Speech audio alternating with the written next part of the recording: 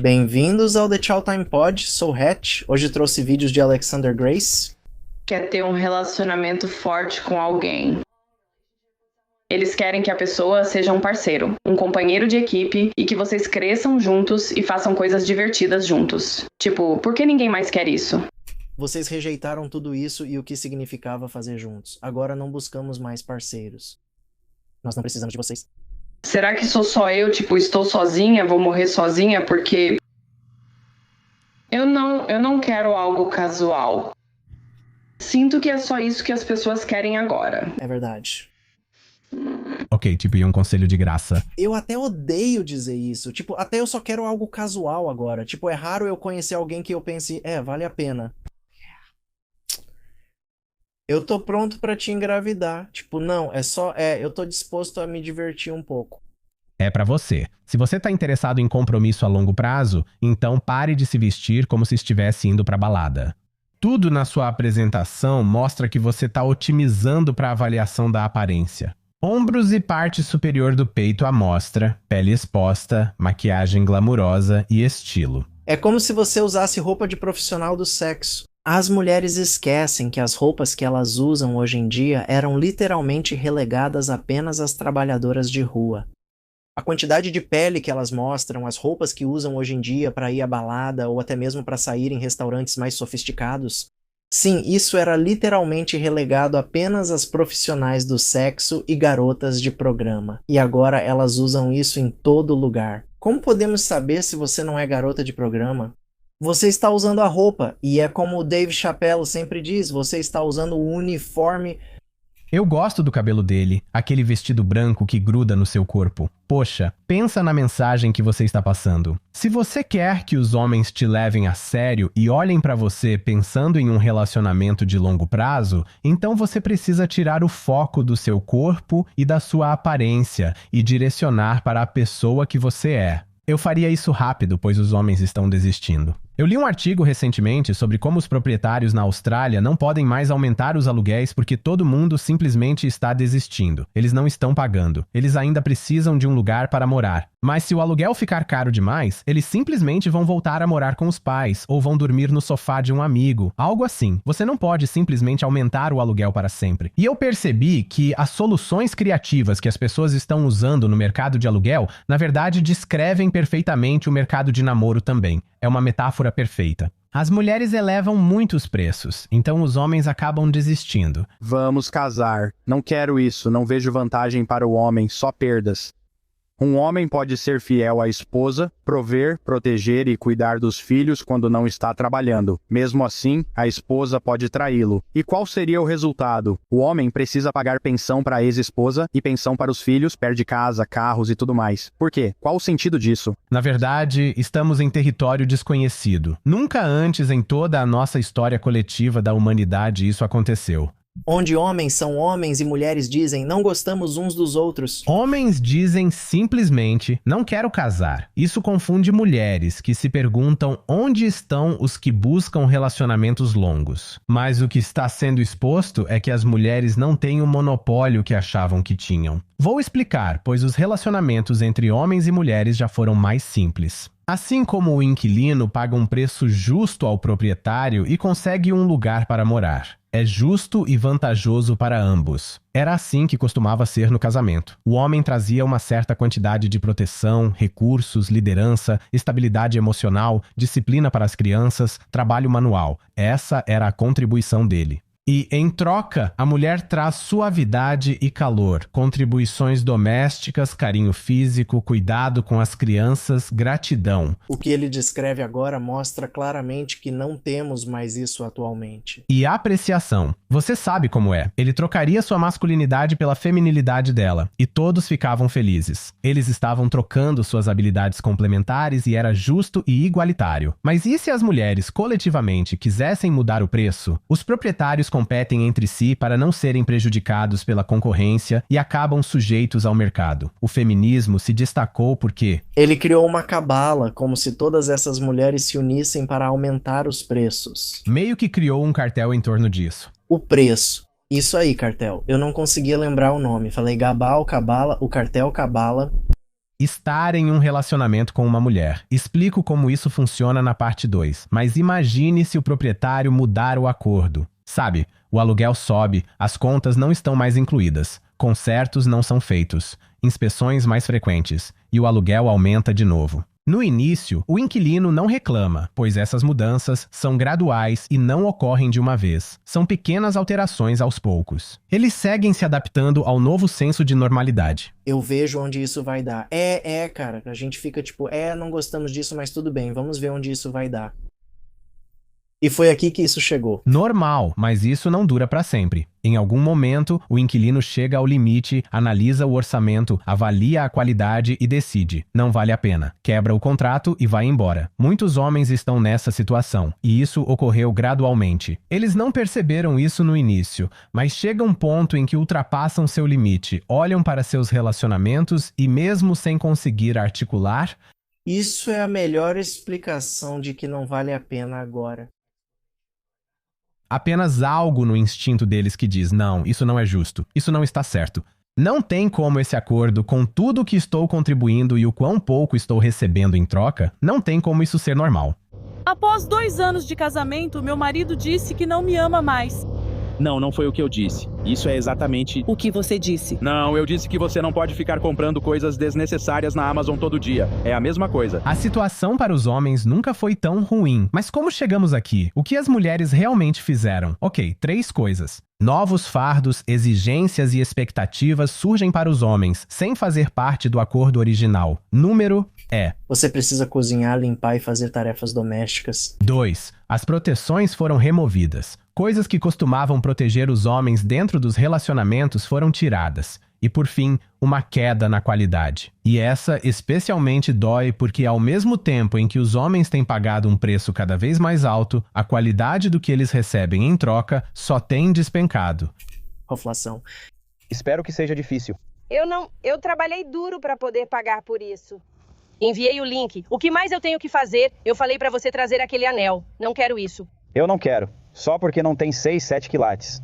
Eu não me importo. Te falei o que queria. Você perguntou o que eu queria. Este é um anel de verdade. Este é um anel de verdade do mate. Não sei quanto você pagou por esse anel, mas foi demais. Não é um bom negócio. Sobre essa mulher confusa porque os homens não querem relacionamentos longos, vou te explicar e mostrar o motivo. Comecemos pelos fardos impostos aos homens. Seu homem agora é esperado, ao mesmo tempo, que seja firme e estoico sempre que você precisar de estabilidade no meio do seu caos emocional. Mas você também exige que ele seja emocionalmente sensível, vulnerável e altamente expressivo com suas emoções sempre que você quiser se conectar. Você espera que ele lidere quando você estiver cansada e quiser desligar, deixando as decisões para outra pessoa. Mas você também quer que ele se afaste e deixe de ser o líder sempre que você quiser assumir o comando. Ele deve entregar as rédeas assim que você se sentir segura. E porque ele é o homem, você espera 100% que ele seja o protetor e o provedor, porque é isso que um homem faz. Mas também não estamos mais nos tempos antigos. Então agora ele tem que fazer metade das tarefas domésticas e metade da criação dos filhos. Se ele não fizer isso, você é vítima e está sendo explorada. Eu não dou a mínima para o que um homem faz como trabalho. Se ele não chega em casa e contribui para a sua vida, ou seja, ajudando com as crianças, ajudando com a casa, ajudando com a lavanderia, ele não é o cara certo, amiga. Se seu parceiro não chega em casa e realmente contribui para a sua vida, você não tem um parceiro. Você basicamente tem tipo... Essas mulheres falam sobre isso como se não tivessem nada para fazer ou como se trabalhassem o dia todo, né? E elas simplesmente não conseguiam fazer nenhuma dessas tarefas e coisas assim. Você tinha 8, 10 horas enquanto eu estava no trabalho, trabalhando. Que diabos você fez? Ter alguém que está pagando suas contas e aí você está cuidando dos filhos dessa pessoa, basicamente criando eles, cuidando das roupas, da louça e de todas essas coisas. E se o seu parceiro acha que pagar as contas é contribuir para a sua vida e que isso é tudo o que ele precisa fazer, então é melhor ir embora. Eu não dou a mínima para o que um homem faz da vida. Não é que ele te ama, ele cuida de você, ele, sabe, ele te mima e garante que você esteja bem, sabe? Ele só cuida das contas, ele não serve pra porra nenhuma. Se seu homem trabalha, mas em casa não faz nada, não ajuda com as crianças ou afazeres, não é o cara certo. Ele é um preguiçoso. Eu não ligo. Então, quando ele chega em casa do trabalho, é hora de começar a trabalhar, filho da puta. É hora de fazer as coisas acontecerem pra todo mundo ter uma noite tranquila, pra todo mundo poder descansar, pra todo mundo cuidar de si mesmo. Eu falei o que eu quis falar, porra. Agora, imagine que você é um homem e por algum motivo casou com essa mulher. Desculpa. Ao chegar em casa, ela começa a gritar com você. E ela diz: "Não me importa quanto você trabalhou na plataforma de petróleo. Percebe que eu também usei o aspirador e apertei o botão da máquina de lavar? Agora é sua vez de ajudar." Nesse momento, você pode começar a pensar: droga, acho que cometi um erro ao entrar em um relacionamento com essa mulher. Eu preciso sair dessa situação o quanto antes. Sabe, isso não é um bom negócio. Todos esses fardos extras colocados sobre mim. Não quero mais pagar esse preço, quero sair. Mas percebo que não posso ir, não consigo me desvencilhar. Não é fácil, porque as proteções que você tinha como homem agora se foram. Nos Estados Unidos, sua esposa pode trair, se divorciar e ainda receber pensão alimentícia. A esposa do Steve Harvey traiu ele com o chefe pessoal deles. E agora ela quer tipo 400 milhões de dólares pelo divórcio deles. Isso me parece apenas chororô de vítima. Vocês deveriam agir. Bem, correndo o risco de ser acusado de estar reclamando como vítima, vamos apenas. Vou reclamar muito se 400 milhões de dólares estiverem pra sair da minha conta, porra. Vamos passar pelas proteções que foram tiradas dos homens. Graças ao divórcio sem culpa, as mulheres agora podem mentir para o marido, cometer infidelidade, abusar dele, roubar dele. Mas por algum motivo, não podemos atribuir culpa. Então, financeiramente, ela ainda vai receber. Os homens também perderam a proteção do devido processo legal. Parece que o feminismo removeu alegremente o ônus da prova dos processos de divórcio e acordos de custódia. Tudo o que ela precisa dizer é que foi maltratada ou que as crianças foram abusadas. Não que ela tivesse algum interesse em inventar essas mentiras, mas a simples acusação já é suficiente. Proteção. E isso acontece toda vez, maldição. Por quê? Porque é meta.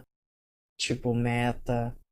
Todo mundo vai fazer meta. Todos os advogados vão fazer meta, certo? Porque é a tática mais eficaz disponível. Eles sabem que vão conseguir dinheiro. Eles sabem que vão ficar com as crianças. Eles sabem que vão conseguir tudo o que querem se usarem essas táticas. Então eles vão usar essas táticas toda santa vez. Ordens. No meu estado, na Austrália, emitem ordens de proteção só com acusações. Falta de provas já não protege mais. A verdade? Irrelevante. Ela não precisa provar nada. Agora, durante anos, enquanto a custódia é decidida, ele não pode ver os filhos. E nesses casos contenciosos, quando a decisão finalmente sai, não é provável que ele consiga a guarda principal ou mesmo 50%.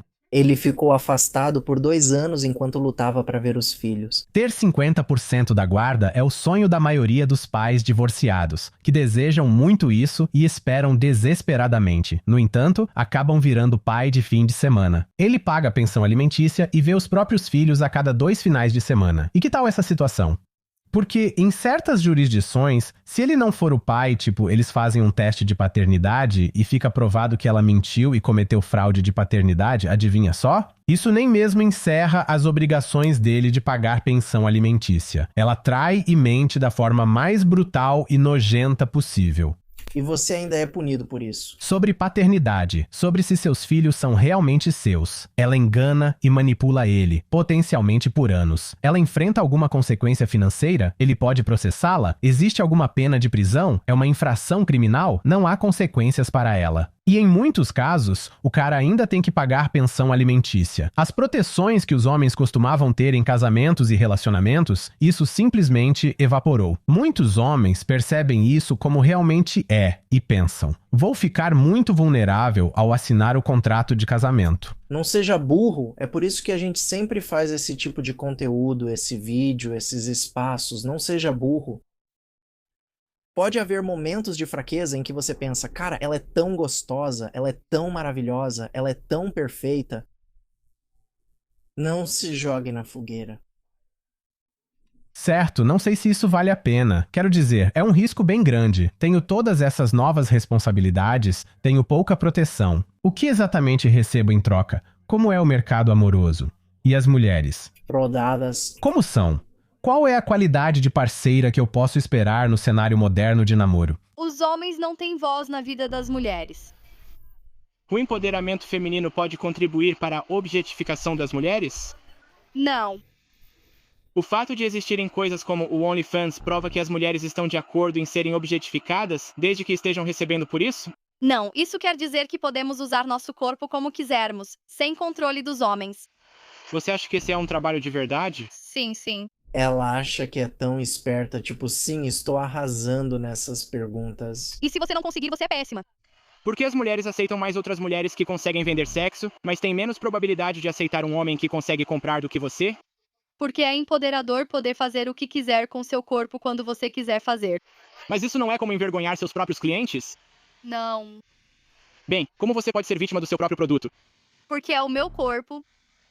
Meu corpo, minha escolha. Meu corpo, minha escolha. Só estou imaginando o cara que talvez vá se casar com essa mulher no futuro. Sabe? Ele aceitou todas as responsabilidades extras que vão ser colocadas sobre ele e engoliu a injustiça de que não vai ter nenhuma proteção caso as coisas deem errado no casamento dele. Ele assumiu um risco enorme e decidiu ser corajoso, ou pelo menos imprudente, e seguir em frente. E então, essa mulher, essa é a recompensa dele. Esse é o prêmio dele. É isso que ele recebe por tudo o que dá. Eu sei que serei acusado de desumanizar as mulheres quando digo que houve um declínio coletivo na qualidade das mulheres nas últimas décadas. Por que ter medo de dizer isso? É claramente verdade. Na verdade, nós falamos sobre toda a roflação. A qualidade das mulheres diminuiu, mas o preço aumentou. E é mais desumanizador para os homens esperar que eles aceitem essa queda de qualidade, considerando tudo o que estão sacrificando. Uma troca tão desigual, ele precisa ser o super-homem, ser bom e fazer tudo.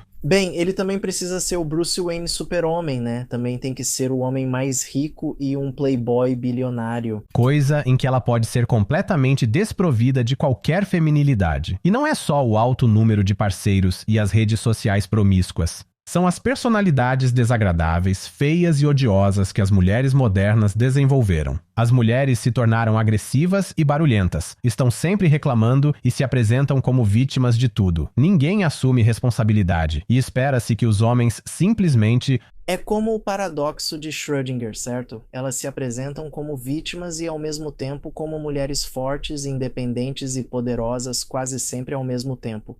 Sentar ali e sorrir enquanto a hipocrisia descarada dela está à mostra. Ele deve apenas concordar e acenar com a cabeça enquanto ela demoniza a masculinidade e culpa todos os problemas existentes nos homens. Isso responde à sua pergunta sobre por que não há homens interessados em compromisso a longo prazo? Por que eles só querem manter as coisas casuais? É porque o acordo não vale a pena. Os homens estão desistindo. Eles terminaram. Muitos desses caras realmente terminaram mesmo. E eu acho que é importante tirar um momento para apreciar o quão sem precedentes e extraordinário isso é para um homem. Eu realmente não consigo lembrar de épocas em que os homens simplesmente não queriam as mulheres porque elas eram tão horríveis. Quando você pensa em eras passadas, a maioria das mulheres era comum, e os homens gostam de mulheres assim. Para dizer de forma simples, desisti do casamento. Não vou casar com vocês, mulheres. Tem noção do quão insuportável e convencida uma mulher precisa ser para um homem chegar a esse ponto? Todos os instintos de um homem o inclinam biologicamente para o companheirismo. É verdade mesmo, não é? Tipo, tudo o que os homens fazem nos torna o parceiro mais viável para a maioria das mulheres, certo? É assim que a biologia funciona e como a sociedade funciona. Você provê e mostra valor para a sociedade, depois você consegue uma mulher. E eu ganho um ativo. E reprodução e companhia. E de alguma forma você cortou isso. E elas já aguentaram tanta coisa. Sabe, elas já se adaptaram a novos padrões de expectativas. Elas mudaram, se ajustaram, cederam, fizeram esse esforço. E eles não queriam ir embora, porque os homens muitas vezes se definem pelo que oferecem às mulheres. Ser marido, pai, protetor, provedor, essa é a identidade dele. E eu quero entrar em detalhes sobre o mecanismo psicológico. Quero dizer... Para ser sincero, após meu divórcio, precisei redefinir minha identidade, já que sempre me enxerguei como marido e achava que seria assim para sempre.